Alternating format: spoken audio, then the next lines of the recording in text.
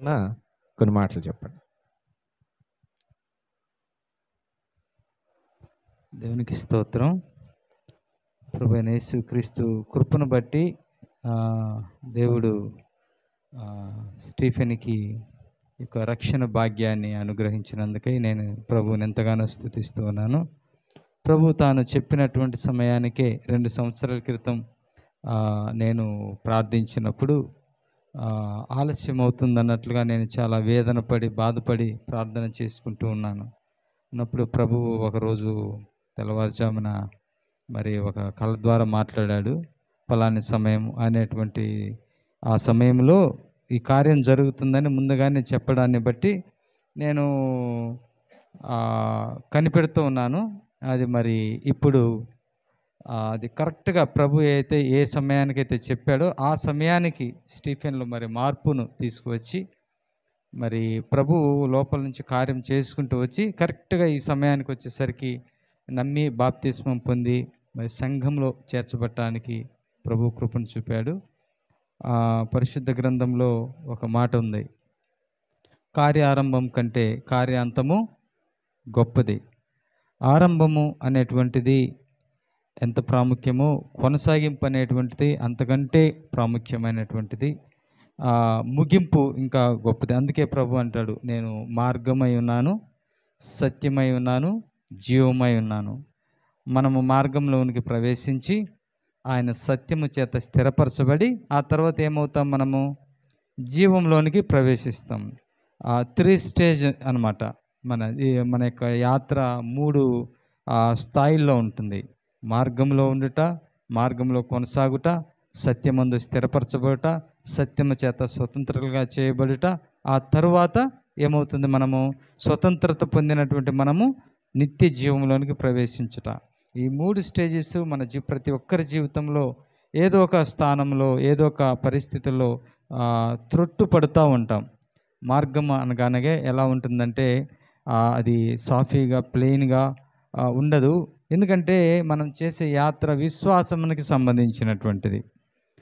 మేము వచ్చేటప్పుడు నర్సరావుపేట నుండి పాస్టర్ గారు శ్రీధర్ అని చెప్తూ ఉన్నాడు, పాత నిబంధన కాలంలో గబాలం వాళ్ళకి స్వరం వినపడేది, మోషే నువ్వు ఇశ్రాయేలీయుల్ని ఈ అరణ్యం గుండా నడిపించు అని మాట్లాడేవాడు. వాళ్ళు వినేసి అయ్యా మనం ఇటు వెళ్ళాలంట దేవుడు చెప్తున్నాడు అని చెప్తే అలా వెళ్ళేవారు. ఇప్పుడు మనకి భౌతికమైన స్వరం ఏమీ వినపడదు, ఏమీ కనపడదు. ఏం కనపడుతుంది అసలు? ఏం కనపడాలంటే ఏం కనపడదు. మనకి ఏమన్నా చూద్దామన్నా విందామన్నా కనపడదు. భౌతికంగా ఏమీ ఉండదు. అయితే ఎలా నడవాలి మనము? మనకి ఎలా అసలు మన ముందున్నటువంటి విషయం ఎలా యాత్రను కొనసాగించాలంటే అందుకే అంటాడు అపొస్తలుడైన పౌలు, మీ మనోనేత్రములు వెలిగింపబడినందున. మన మనోనేత్రాలు వెలిగింపబడితే మనకు ఒక మార్గం కనిపిస్తూ ఉంటుంది. ఆ మార్గమును అనుసరించి ముందు నడుస్తూ ఉండాలి. ఇంకొకటి, మనల్ని నడిపించేవాడు ఆత్మ. మీరు దత్తపుత్రాత్మను పొందితిరి అని. ఆత్మ మనకు కనిపిస్తాడా? కనిపించడు. మోషే అయితే ఇశ్రాయేలీయులు కనిపించాడు, కానీ ఆత్మ అయితే మనకు కనిపించడు. సో మన వాక్ ఎలా ఉంటుందంటే బ్లైండ్ ఫోల్డెడ్గా ఉన్నట్లుగా ఉంటుంది. లోకానికి ఎలా ఉంటుందంటే గాలిలో దీపం పెట్టినట్లుగా ఉంటుంది. మన జీవితమే విశ్వాస జీవితం. మన పేరే మనల్ని విశ్వాసులు అంటారు. కాబట్టి ఈ విశ్వాస యాత్రలో మనల్ని ముందుకు నడిపించేటువంటి డ్రైవింగ్ ఫోర్స్ ఏదై ఉండాలంటే నజరేయుడైన యేసుక్రీస్తునందు స్థిరమైన విశ్వాసం అనేటువంటిది ముఖ్యం అన్నమాట. మన యాత్ర ఆరంభము విశ్వాసంతో ఆరంభం అవుతుంది. ఇప్పుడు ప్రభువైన యేసుక్రీస్తు బాప్తిజం తీసుకున్నప్పుడు, ఇప్పుడు టబ్లో ఉన్నప్పుడు ఒక కన్ఫెషన్ చేశాడు స్టీఫెన్. ఏమని? నేను ప్రభువైన యేసుక్రీస్తుని సొంత రక్షకుడిగా అంగీకరిస్తున్నాను. ఎలా చెప్పగలుగుతున్నాడు? అది హృదయంలో విశ్వాసం ద్వారా చెప్తున్నాడు. ఆ విశ్వాసాన్ని కొనసాగింపు. ఇప్పుడు విశ్వాసం ఆరంభమైంది, విశ్వాసము ఇక కొనసాగాలి. ఈ విశ్వాసంలో అభివృద్ధి పొందుతూ ఉండాలి. మనము చిన్న బిడ్డ ఎలాగైతే ఎదుగుతూ ఉంటాడో క్రీస్తు యేసునందు, అందుకే అంటాడు అపొస్తలుడైన పౌలు, మీరు విశ్వాసమునందు అభివృద్ధియు ఆనందమును పొందాలి. మన విశ్వాస జీవితంలో ఎప్పుడు డిప్రెస్డ్గా, ఎప్పుడు మనం కృంగిపోయినట్లుగా అనిపిస్తుంది అంటే ఈ యాత్రలో విశ్వాసం తగ్గిపోవడం కానీ, విశ్వాసం సంకుచితం అయిపోవడం కానీ, అప్పుడే మనం డిప్రెస్ అవుతాం. అలా కాకుండా మన విశ్వాసంలో ఎదగాలి. ఎదుగుతూ ఉన్నప్పుడు మనం అభివృద్ధి పొందుతున్నప్పుడు మనకు ఆనందం కలుగుతూ ఉంటుంది. స్టీఫెన్కి నేను చెప్పేది ఏంటంటే, యు జస్ట్ స్టార్టెడ్, ఇది ఎలా ఉంటుందంటే ఒక యాత్ర, ఒక జర్నీ, ఒక స్పిరిచువల్ జర్నీ, ఒక ఫెయిత్ జర్నీ ఆఫ్ ఫెయిత్ అనమాట, విశ్వాస యాత్ర. ఇక నిన్ను నడిపించేది యేసుక్రీస్తునందు విశ్వాసమే మాత్రమే అయి ఉండాలి. కంటికి కనిపించేవి కానీ, భౌతికంగా కనిపించేవి ఇవి కాదు, మరొక అభిప్రాయాలు కాదు, కానీ క్రీస్తు యేసునందున్నటువంటి విశ్వాసం ద్వారా నువ్వేం చేయాలంటే ముందుకు నడుస్తూ కొనసాగాలి. ఓటమిలు వస్తుంటాయి, బాధలు వస్తుంటాయి, కొన్నిసార్లు దాడి జరుగుతూ ఉంటుంది. యుద్ధం ఇది ఒక బ్యాటిల్, జస్ట్ యుద్ధం ప్రారంభమైంది. ఇప్పటివరకు యుద్ధము నీకు ఉండిండకపోవచ్చు అంతగా, ఇప్పుడు జస్ట్ యుద్ధం ప్రారంభమైంది. ఆత్మీయ యుద్ధంలోనికి ప్రారంభించావు, స్పిరిచువల్ బ్యాటిల్లోనికి ప్రారంభించావు. ఈ యుద్ధాన్ని నువ్వు ఎలా గెలవాలంటే మరి విశ్వాసంతో గెలవాలి. నీకు కొన్ని నీకు కావాల్సినటువంటి కొన్ని ఆ యుద్ధ పరికరాలు నువ్వు పొందుకోవాల్సి ఉంటుంది, వెపన్స్ పొందుకోవాల్సి ఉంటుంది. ఇదివరకు గతంలో వీడియో గేమ్ ఆడేవాడి, కొన్ని వెపన్స్ సెలెక్ట్ చేసుకునేవాడు.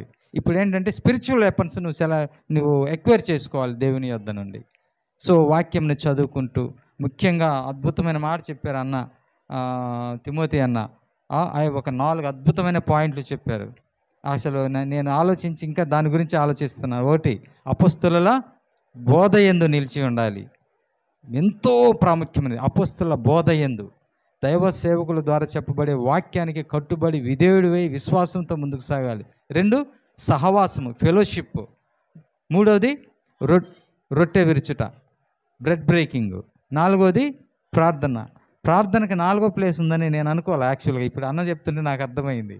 సో ప్రాముఖ్యమైనది బోధ, సంఘ సహవాసంలో జరిగేటువంటి బోధలో నిలిచి ఉండాలి. మరి ఆ సహవాసంలో ఉండాలి. ఆ యొక్క ప్రభు బలలో క్రమం తప్పకుండా తను పరీక్షించుకుంటూ పాల్గొనాలి. 4వది ప్రార్థన చేయుట. ఈ 4టిని ఎలా జరగాలని రాయబడిందంటే అక్కడ ఎడతెగక అనేటువంటి మాట రాయబడింది. సీజ్లెస్లీ నువ్వు ఈ 4 నువ్వు ఫాలో అవుతూ ఉండాలి, చెక్ చేసుకుంటూ ఉండాలి, ఎక్కడన్నా ఏదన్నా మిస్ అయిందా అనేటువంటిది. ఈ చెక్ పాయింట్స్ ఇది పరీక్ష చేసుకుంటూ ముందుకు వెళ్తే తప్పనిసరిగా దేవుడు ఒక కృపచేత నిన్ను నింపి తన యొక్క మహిమ కలిగినటువంటి ఉద్దేశాన్ని నీ ఎడల నెరవేర్చి లోకంలో తన మహిమ కలిగిన రాజ్యంలో చేర్చుకుంటాడు. కాబట్టి అట్టి విశ్వాసము నాకున్నది, నీవు కూడా కలిగి ఉండి ముందుకు సాగాలని కోరుకుంటూ ప్రభు యొక్క ఇచ్చిన అవకాశాన్ని బట్టి కృతజ్ఞతా స్తోత్రాలు చెల్లిస్తూ ముగిస్తున్నాను. Thank you very much.